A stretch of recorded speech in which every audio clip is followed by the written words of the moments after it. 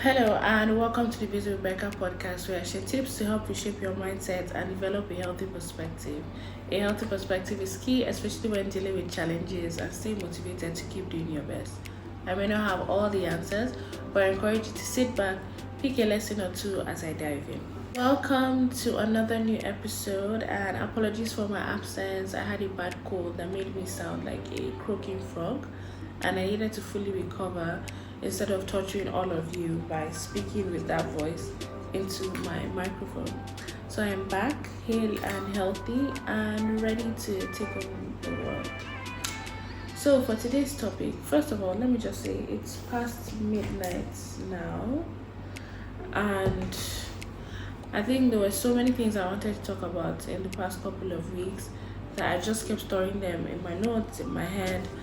And this evening, this is going to be maybe my seventh recording and my third topic. So I record and then I see something wrong with it, or I'm like, I'm not feeling it, this is not what I want to talk about. And I move to another topic.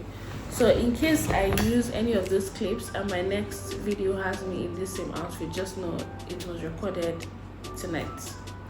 Yeah, so right now I finally decided to talk about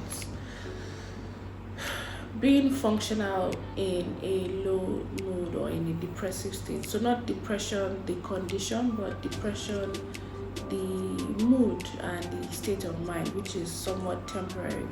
So it's different from the diagnosed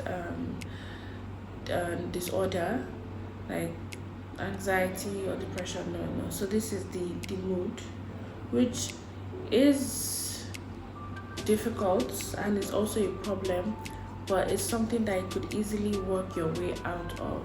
So I just want to make that clear distinction so it doesn't seem like I'm downplaying the seriousness of a depressive disorder or any of those similar mental health issues. Depending on the season in life you're in, there are times that you may feel so weighed down, so overwhelmed, and it could be triggered by maybe your current situation, environmental condition. It could be something emotional, it could be something, it could be anything really, it could be anything. But then I want to paint two pictures. So one is all of a sudden you notice that you're less interested in doing the things that brought you joy.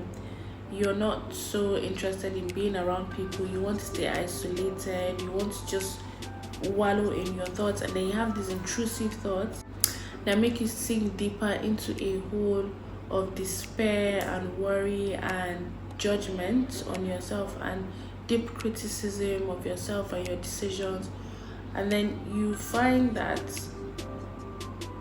everywhere just feels dark, just feels bleak. It just feels like, oh, there's no hope. But that's not your reality. It's a state of mind.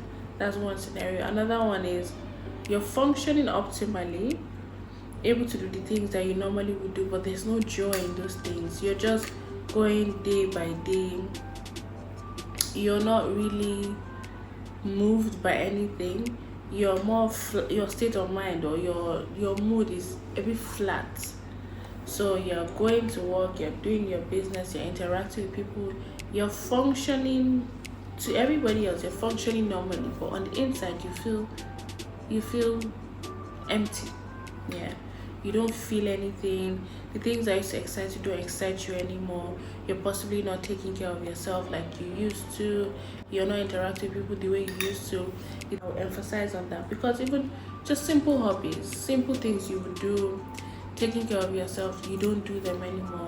And this might be a cause of concern. So if you're feeling that way or you've ever felt this way, it's important to investigate why, and not just be like, it's the state of the nation, or it's just life. No, let's look into it. So what are the ways you would know that there's something wrong that requires your attention and your introspection? One, I already mentioned it. When you're isolating yourself from people, you don't want to be around people you normally would be around.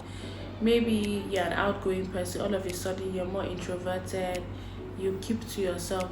Now if you're someone that keeps to yourself, this might not be unusual for you, but you have a deeper sense or a deeper need to isolate, to want to stay away from people, to not engage in conversations, to not take calls, to not call people.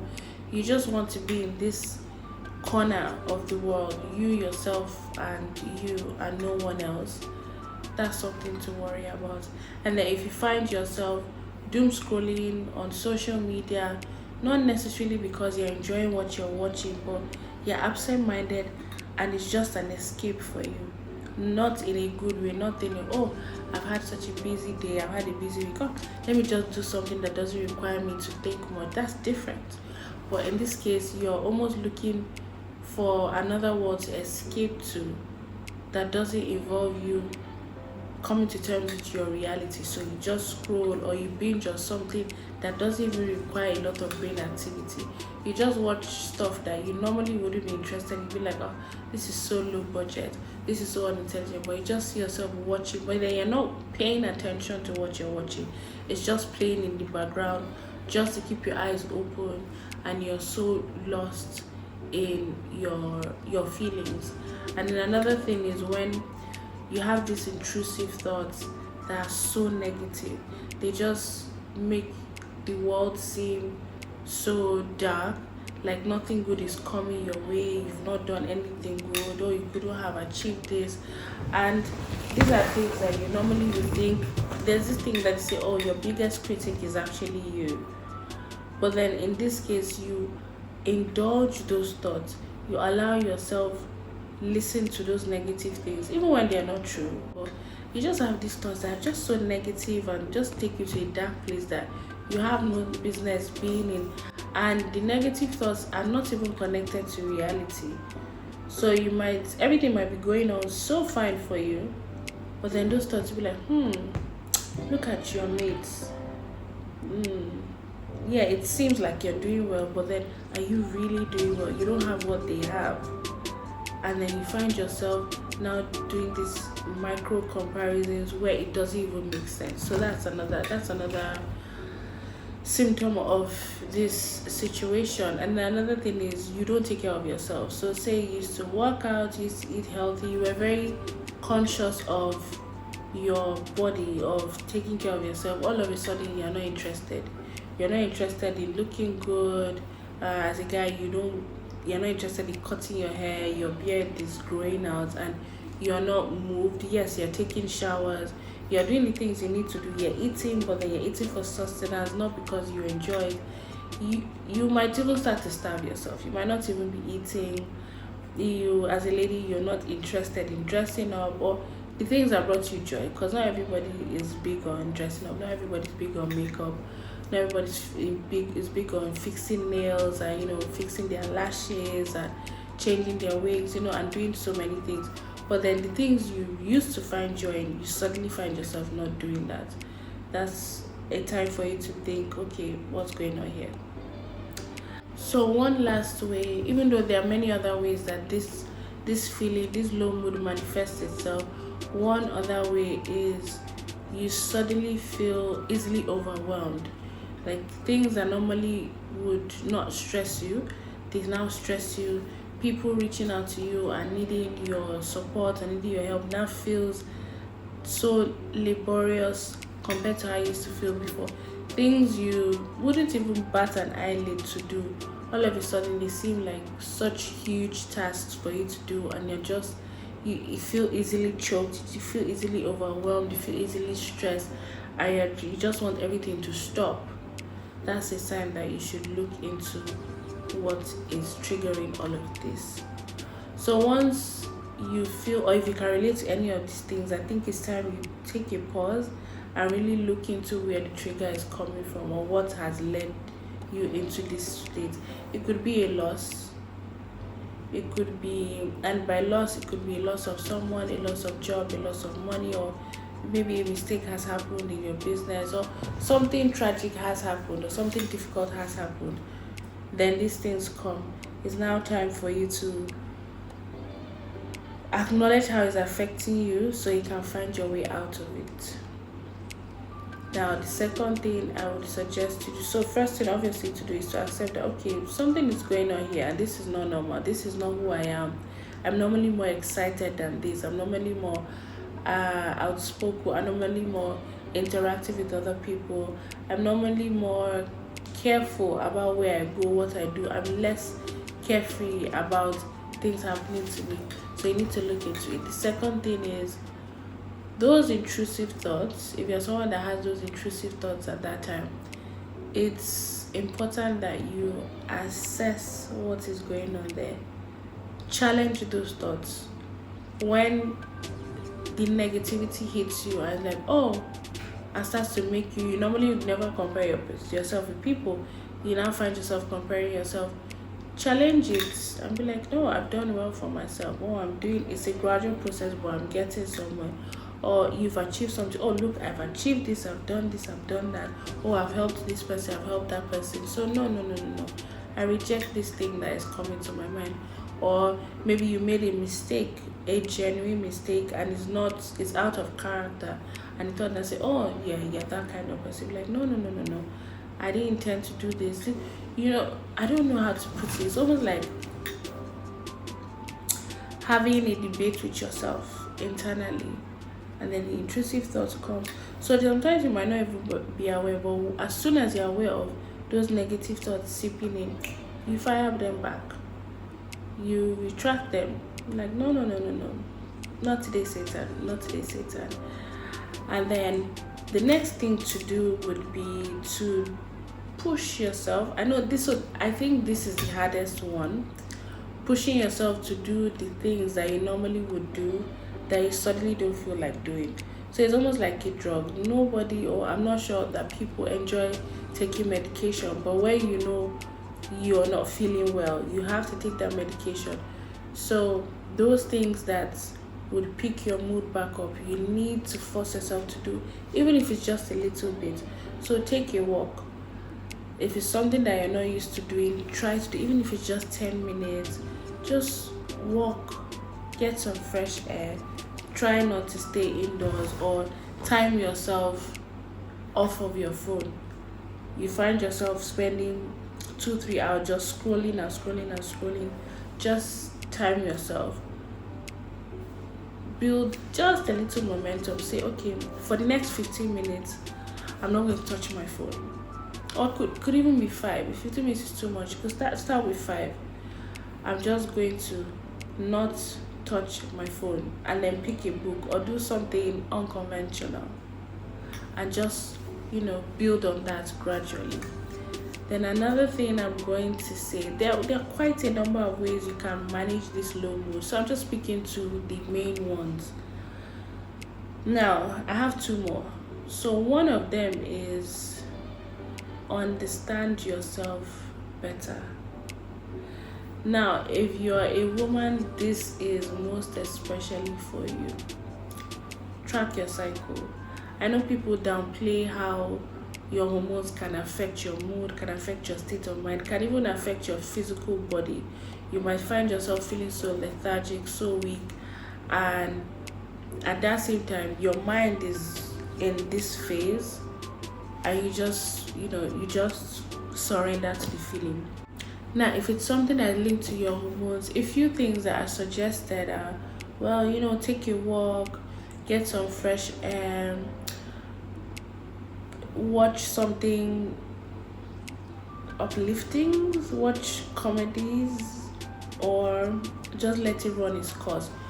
But the reason why I say understand your body better, understand what phase you are in your cycle, is when you're in that mood, it's easier for you to judge yourself less and be like, oh, okay, it's that time of the month, it's that week of the month when I go through this cycle of feeling a certain type of way.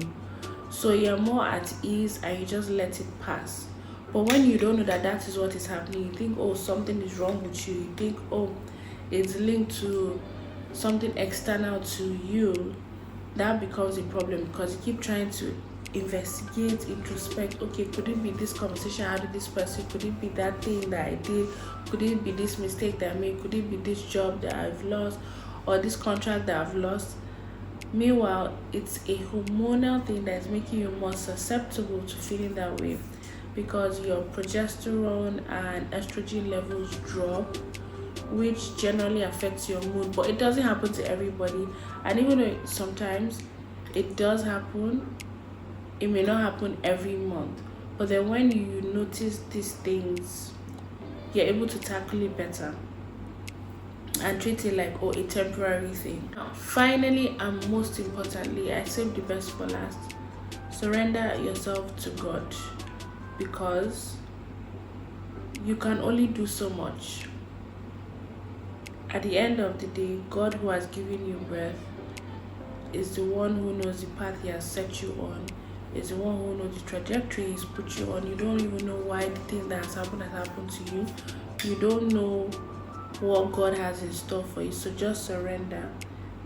The truth is, a lot of people experience these things on a daily, and the reason why I differentiated at the beginning the depressive, mood and low state of mind and depressive disorder is that there are times that you may be going through a season, you may be going through a mood, but then you meet the wrong person, or you read the wrong article, or you open the wrong page that convinces you that you have a disorder. Meanwhile, you don't have a disorder.